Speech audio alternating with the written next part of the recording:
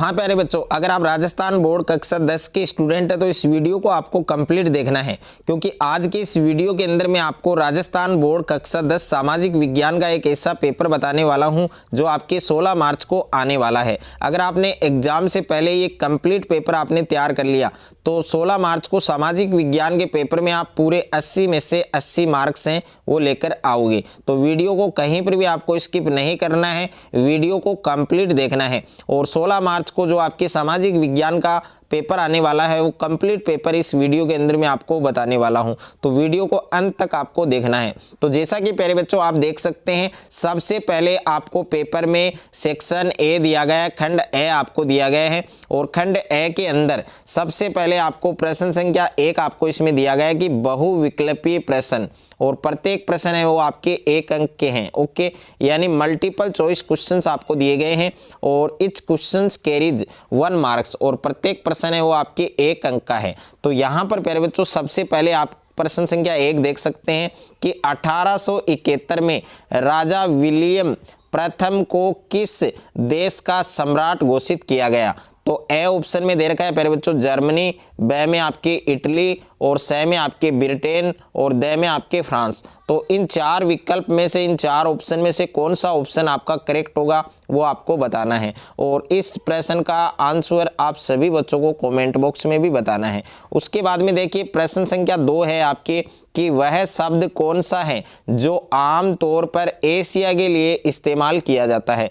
तो A option में आपके सौदागर, बी में आपके आदि, और सी में आपके प्राच्य, और डी में आपके जादुई चिराग। तो इन चारों ऑप्शन में से कौन सा ऑप्शन आपका सही होगा वो आपको बताना है। उसके बाद में देखिए थर्ड प्रश्न आपको दे रखा है कि सुंदरवन राष्ट्रीय पार्क है वो किस राज्य में स्थित है।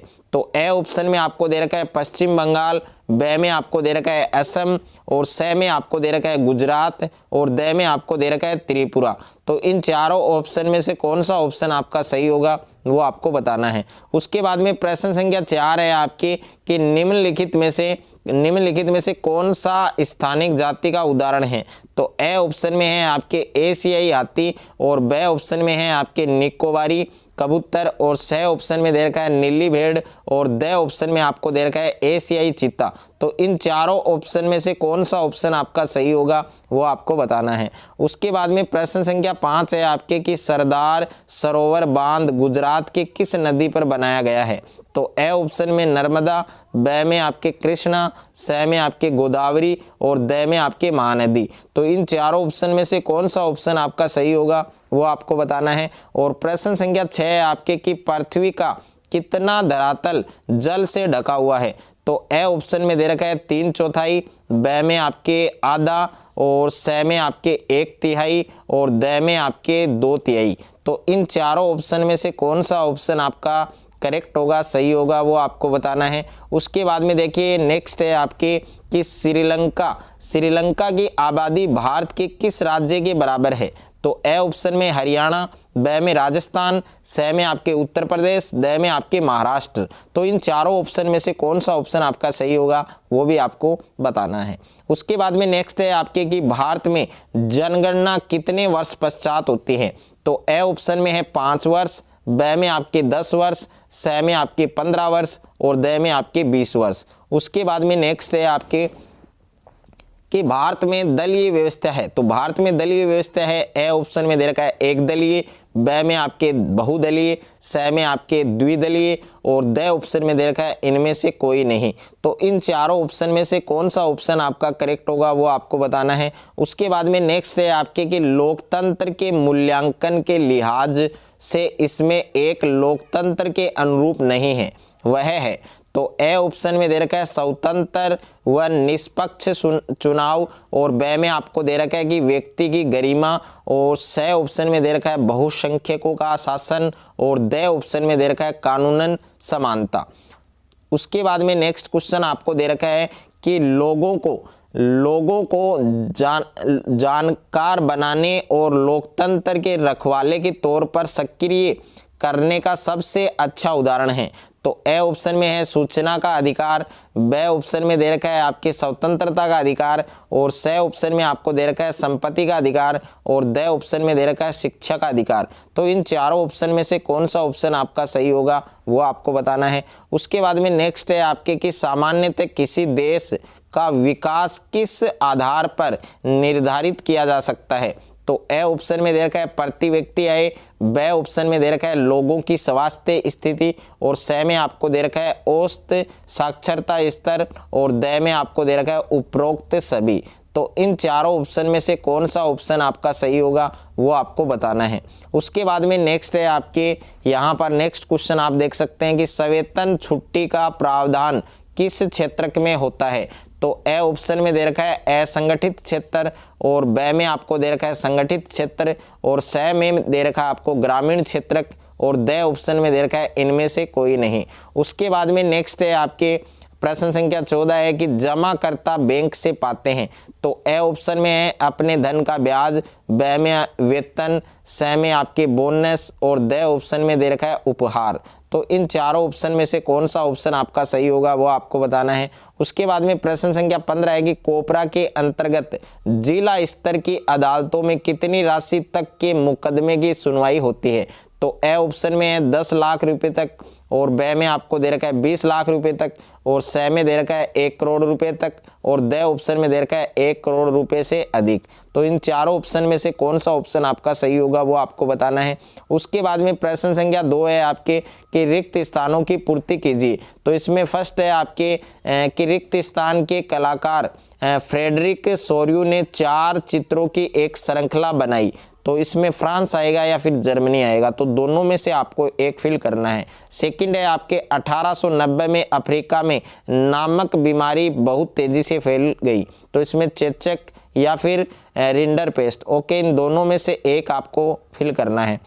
थर्ड है आपके कि वे संसाधन जो निर्जीव वस्तुओं से बने हैं वो कौन से संसाधन कहलाते हैं।